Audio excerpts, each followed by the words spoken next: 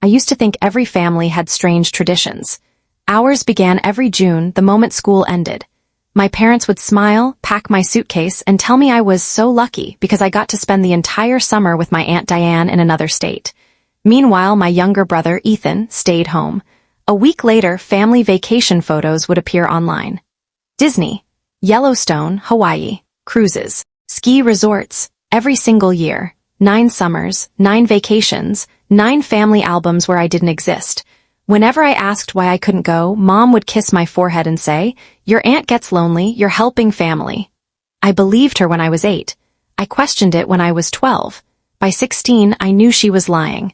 The proof wasn't hidden very well. One July afternoon, while staying at my aunt's farmhouse, she accidentally left her laptop open on the kitchen table. I wasn't snooping. I only wanted to print an essay for summer school. Instead, I saw an email. Subject: "Thanks for taking Emma again." Dad had written it. Another vacation without complaints. Ethan deserves memories where he doesn't have to compete for attention. You're doing us a huge favor. The money for Emma's expenses has been transferred. Then Mom had replied underneath. She's always been independent. She doesn't really mind. I read those 2 sentences at least 20 times, not because they were complicated, because they erased my entire childhood. They weren't sending me away because Aunt Diane needed company. They were paying someone to keep me out of their vacations. I quietly closed the laptop before my aunt walked back inside. She looked at my face once and immediately knew I'd seen something. Instead of denying it, she sat beside me with tears in her eyes. "I begged them to tell you years ago." That sentence hurt even more. She admitted she'd tried convincing my parents to include me every summer. Sometimes she'd even offered to stay home herself so I could go instead. They always refused. Dad's excuse never changed. Ethan gets jealous. Vacations are easier when Emma isn't around. I laughed. Not because anything was funny. Because I suddenly understood every birthday where my brother opened more presents than I did. Every Christmas where he got the expensive gifts while I received practical ones. Every family photo where someone asked me to stand at the end, just for balance. I wasn't imagining it. I had simply spent years pretending love could be uneven and still be called love. That night, Aunt Diane apologized over and over. I hugged her. "It wasn't your fault." Because it wasn't. She was the only adult who had actually wanted me there. When summer ended, my parents picked me up like nothing had happened. Mom smiled. "Did you have fun?" I smiled back. "The best summer yet." For the first time in my life, I wasn't lying. Because now I finally knew the truth. And once someone shows you exactly where you stand, you stop trying to earn a seat at their table. I just hadn't decided what I was going to do with that truth. Not yet. Senior year changed everything. Not because my parents suddenly became better, because I stopped needing them. I worked every job I could find after school. Babysitting, grocery store cashier, tutoring middle school students, weekend shifts at a local cafe. Every paycheck went into a savings account my parents didn't know existed. My aunt helped me open it the day I turned 18. She never asked why, she already knew. While my parents bragged to neighbors about how responsible I was, they never wondered why I never spent money. They assumed I was saving for college. I was saving for freedom. The strange part was watching how differently Ethan and I were treated. He failed classes. Dad hired tutors. I earned straight A's. Dad said, "That's what's expected." Ethan crashed Mom's SUV. They bought him another car 6 months later. When I received a full academic scholarship to an out-of-state university, Mom looked disappointed before she forced herself to smile. "Oh, that's farther away than we hoped." I almost laughed. For 9 years, they'd shipped me away every summer. Now they suddenly wanted me close? It wasn't love. It was convenience. A daughter nearby to babysit, help with holidays, and eventually care for aging parents. I wasn't blind anymore. During spring break, I overheard another conversation. They thought I was upstairs. Dad said, "Once Emma graduates, she'll probably stay local. Ethan will need support while he figures things out." Mom answered, "She always helps. She won't leave us." That night, I accepted the scholarship. Then I accepted a campus job. Then I applied for year-round housing. Then I found an internship that started the week after graduation. Every piece fit together like a puzzle. Nobody noticed. Graduation day finally arrived. My parents cried through the ceremony, not because they were proud, because everyone else was watching. Afterward, Dad hugged me in front of relatives. "We're so excited to have you home this summer." I hugged him back. I know. It was the easiest lie I'd ever told. Because while they were celebrating, every box I owned had already been shipped across the country. Everything important was waiting in another state. My apartment keys were already in my purse. My new employer expected me Monday morning. Even my phone number was scheduled to change the next day. The only thing left behind was the version of me that kept begging my parents to choose me. She wasn't graduating. She was disappearing forever. And none of them had the slightest idea. The morning after graduation, my parents left early to take Ethan shopping for college supplies. Mine could wait, they said. You're staying home anyway. I smiled and waved from the porch. The second their car disappeared, I called the moving company. Everything happened within 2 hours. The few boxes still inside the house went into the truck. My aunt arrived carrying breakfast sandwiches and a folder. Inside were copies of every important document I'd quietly gathered over the past year. Birth certificate, passport, social security card, scholarship paperwork, apartment lease, employment contract. Nothing connected me to that house anymore except memories I didn't want. Before leaving, I walked through every room once. The kitchen where I learned to cook because nobody else wanted to. The living room where family vacation photos filled every wall except the years I was missing. The hallway where my elementary school portrait had eventually been replaced with Ethan's soccer trophies. I didn't feel angry anymore, just finished. I left one envelope on the dining table. Not dramatic, not cruel, just honest. Inside was a single letter. You spent 9 summers teaching me that family can leave someone behind without feeling guilty. Thank you for the lesson. I finally learned it well enough to do the same. Please don't look for me. Build memories with the child you always chose. I'll build a life with the people who choose me. I locked the front door, slid the key through the mail slot, and drove away. By sunset, I had crossed 2 state lines. My phone exploded with missed calls. Mom, Dad, Mom again, then texts. Where are you? This isn't funny. Call us immediately. Finally, one arrived from Ethan. Mom's crying, just come home. Home, that word had never felt so unfamiliar. I turned my phone off before reaching the state border. When I turned it back on 3 days later, I had a new apartment, a new job, a new city, and no intention of ever telling them where I had gone. I thought that would be the end of the story. I had no idea my parents would spend the next 4 years trying to find the daughter they'd spent 9 summers pretending they didn't need. The first 6 months were quieter than I expected. I had imagined freedom would feel exciting every single day, but the truth was different. It felt unfamiliar. For the first time in my life, nobody knew where I was, what I was doing, or what I planned next. That silence wasn't lonely. It was peaceful. I rented a tiny 1-bedroom apartment above an old bookstore. The floors creaked every time I walked across them. The heating system sounded like it was arguing with itself every winter morning, and the kitchen was barely big enough for 2 people. I loved every inch of it because every bill had my name on it. No one could send me away from a place I had built myself. My internship turned into a full-time position at a nonprofit that helped high school students apply for scholarships. Every afternoon, I sat across from teenagers who doubted themselves, and every time one of them apologized for not being good enough, I heard my younger self. So I made sure they never left my office believing they were second best. One afternoon, almost a year after I disappeared, my aunt called. They came here again. I already knew who she meant. What did they want? They asked if I'd heard from you. And I told them the truth. I smiled. You don't know where I live.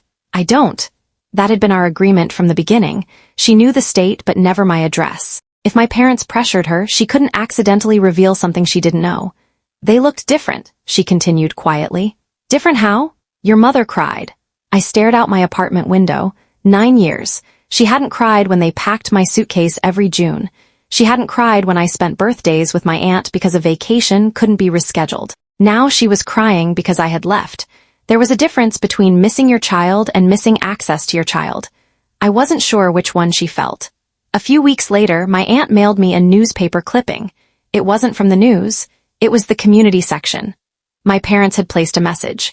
Emma, wherever you are, please come home. We love you and want to make things right. No phone number. No explanation. Just enough words to make them look heartbroken. I laughed bitterly. They still cared more about appearances than accountability. If they truly wanted to make things right, they knew exactly where to start, with 2 simple words. We're sorry. Instead, they skipped straight to asking me to come back. That clipping stayed inside my desk drawer for years. Not because it gave me hope, because it reminded me that guilt often arrives long after the damage is done. Then, almost 2 years after I left, something happened that made me realize they still hadn't changed at all. And this time it was Ethan who accidentally proved it. I wasn't looking for Ethan. He found me first, not in person. Online. One evening I received a friend request from an account with no profile picture. The name wasn't his, but the first message gave him away immediately. "I know it's you." I stared at the screen for several minutes before replying. "How?" "Aunt Diane accidentally mentioned the nonprofit where you work. I searched until I found your staff photo." I wasn't angry, mostly impressed. "Why are you contacting me?" His answer came almost instantly. "Because Mom and Dad won't stop talking about you." For a second, I almost felt sorry for them. Then I kept reading. "Dad wants you home. Mom says everything will go back to normal." Normal. The word hit me harder than I expected. Normal meant disappearing every summer. Normal meant pretending favoritism wasn't obvious. Normal meant thanking me for understanding while giving Ethan everything. I typed one sentence. "Normal is exactly why I left." Several minutes passed before another message appeared. "I didn't know." I frowned. "Didn't know what?" "About the vacations." That surprised me. He explained that our parents had always told him I chose to spend summers with Aunt Diane because I loved the farm more than traveling. He'd believed them. Every year, for 9 years, I remembered every vacation photo, every smiling picture, every souvenir he'd brought back. He'd never once asked why I wasn't there. But maybe children don't question what adults present as normal. Then his next message changed everything. "Last month I found Mom's old email account while fixing her laptop." My heart skipped. And I read everything. The same emails, the same excuses, the same proof I'd discovered years earlier. I confronted them. I waited. "Dad said they only wanted one child to worry about during vacations because I was high maintenance and you were mature enough to understand." I actually laughed. Even after all these years, they still defended it. Not apologized, defended it. Ethan sent one final message that night. "Emma, I don't think I was their favorite because they loved me more. I think I was just easier to use." For the first time in my life, I realized we hadn't both grown up in different families. We had both grown up inside the same broken one. We had simply been assigned different roles. And that realization was about to destroy everything my parents had spent decades pretending was perfect. Over the next year, Ethan and I talked more than we had in our entire childhood. Without our parents controlling the conversation, we slowly compared memories. He remembered being told I preferred being away. I remembered crying into my pillow every June. He remembered expensive vacations. I remembered postcards that always arrived after the trips ended. He remembered Dad expecting him to become successful enough to carry on the family name. I remembered Dad expecting me to quietly support everyone else. Neither of us had received unconditional love. We had received different expectations. One evening, Ethan admitted something that broke my heart. "I hated those vacations." I blinked at the screen. "What?" I was terrified every time. He explained that every vacation became another competition. If he complained, Dad reminded him how much money they spent on him. If he wasn't grateful enough, Mom compared him to other children. Every perfect family photo came after arguments that never made it into the albums. Suddenly, those smiling pictures looked completely different. They hadn't been happy memories, they'd been performances. Then Ethan told me something I never expected. "I'm moving out." Our parents were furious. Without him living nearby, their carefully built image of the close-knit family started falling apart. Relatives began asking questions. Neighbors noticed. Church friends wondered why neither child visited anymore. My parents blamed me. According to them, I had turned Ethan against the family. The truth was much simpler. The truth has a strange habit of spreading once one person stops pretending. A few months later, my aunt called again. "They've hired a private investigator." I sat in silence. "They're serious this time. They won't find me." "I know." Then she hesitated. "But they found someone else." "Who?" "They found your old college roommate." My stomach tightened. The investigator was getting closer. Not because I had made mistakes. Because after 4 years, my parents had finally become desperate enough to spend money searching for the daughter they had once paid someone else to take away. And I had no idea what they planned to do if they actually found me. 4 years.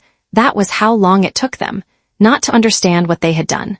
Not to apologize. Just to figure out where I was. The private investigator never found me directly. He found someone who knew someone who had once worked with me. My old college roommate remembered the name of the nonprofit. A former coworker mentioned that I'd recently accepted a promotion in another city. Piece by piece, the trail came together. Then, one rainy Tuesday afternoon, the receptionist called my office. "Emma, there's a couple here asking for you." Every muscle in my body froze. I looked through the glass doors. My parents. Older, more tired. Mom's hair had more gray than I remembered. Dad walked a little slower. For one brief second, I saw the parents I'd spent years wishing I had. Then I remembered the little girl standing on the porch every June, watching their car disappear without her. I asked the receptionist to show them into the conference room, not because I wanted to hug them, because I refused to make a scene at work. When I walked in, Mom burst into tears and rushed toward me. I stepped back. She stopped immediately. Dad cleared his throat. "We've been looking everywhere." "I know. We just want to talk. You've had 4 years to decide what you wanted to say." Silence. Finally, Mom whispered, "We miss you." I nodded. "I believe that." She looked relieved. Then I finished my sentence. "But missing someone isn't the same as loving them properly." Her face fell. Dad leaned forward. "We made mistakes." "Mistakes?" I looked directly at him. "Forgetting my lunch once is a mistake. Calling me by the wrong name is a mistake.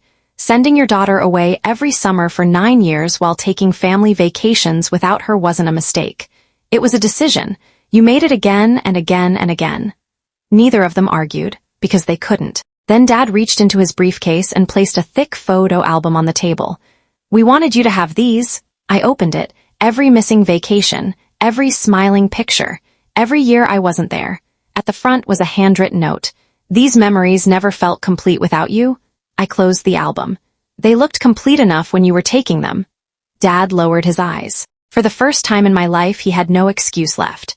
But before they walked away, Mom said something that made me realize this meeting wasn't really about me. It was about something much bigger. Something they desperately needed before it was too late. Mom's voice trembled. "Your grandmother is dying." The words landed heavily between us. I hadn't spoken to Grandma Helen in years. Not because we fought. Because my parents slowly kept me away from every family gathering after I disappeared. Relatives stopped calling because they believed I wanted nothing to do with anyone. Another lie. "She asked for you," Mom whispered. "Does she know why I left?" Neither of them answered. That told me everything. Grandma had spent 4 years believing I simply abandoned my family. I agreed to visit one person. Only one, not my parents, my grandmother. The next morning I walked into her hospital room. She smiled the moment she saw me. "I knew you'd come." I sat beside her bed and held her hand. For nearly an hour we talked about ordinary things, my apartment, my work, the students I helped. She listened with genuine pride. Then she suddenly asked the question I had been dreading. "Why did you leave without saying goodbye?" I looked toward the door. My parents were standing outside. Watching, I could have lied, protected them, kept the peace. Instead, I quietly told Grandma everything. The summers, the emails, the lies, the letter I left behind. Halfway through my story, she started crying. Not loud, just silent tears rolling down her face. When I finished, she rang the nurse's bell, not because she needed help. She wanted my parents inside. The moment they entered, Grandma's voice became stronger than I'd heard all morning. "Is it true?" Dad couldn't even look at her. Mom nodded through tears. Grandma closed her eyes for several seconds. I spent years wondering why Emma stopped coming to family holidays. She turned toward them. "You told everyone she wanted independence." Neither answered. "You stole my granddaughter from me because you were protecting your image." The room became painfully quiet. Then Grandma asked the nurse to bring her lawyer. At first I thought she was confused. She wasn't. She had already decided what she was going to do. And before sunset, my parents would lose something they had always assumed was guaranteed. Grandma's lawyer arrived that afternoon carrying a folder. She asked everyone except me to step outside while she signed several updated documents. 20 minutes later, she called us back in. She looked directly at my parents. "I can't change what you've done to Emma." They stood silently. "But I can make one thing perfectly clear." She handed the lawyer the papers. "My estate will no longer be divided the way I originally planned." Dad's face turned pale. Mom whispered, "Mom," Grandma raised her hand. No, her voice was calm. This isn't about punishment, it's about responsibility. She explained that a large portion of her estate would be placed into a scholarship foundation for students who had grown up feeling overlooked or unsupported by their own families. The foundation would carry only one name, the Emma Grant. I couldn't speak. She smiled at me. You spent your career helping young people believe in themselves. Then she looked at my parents. That is the legacy I want attached to this family name. For the first time, Dad started crying. Real tears, not because of the inheritance, because he finally understood what he had destroyed. He looked at me. I don't expect forgiveness. I nodded. That's the first honest thing you've said to me.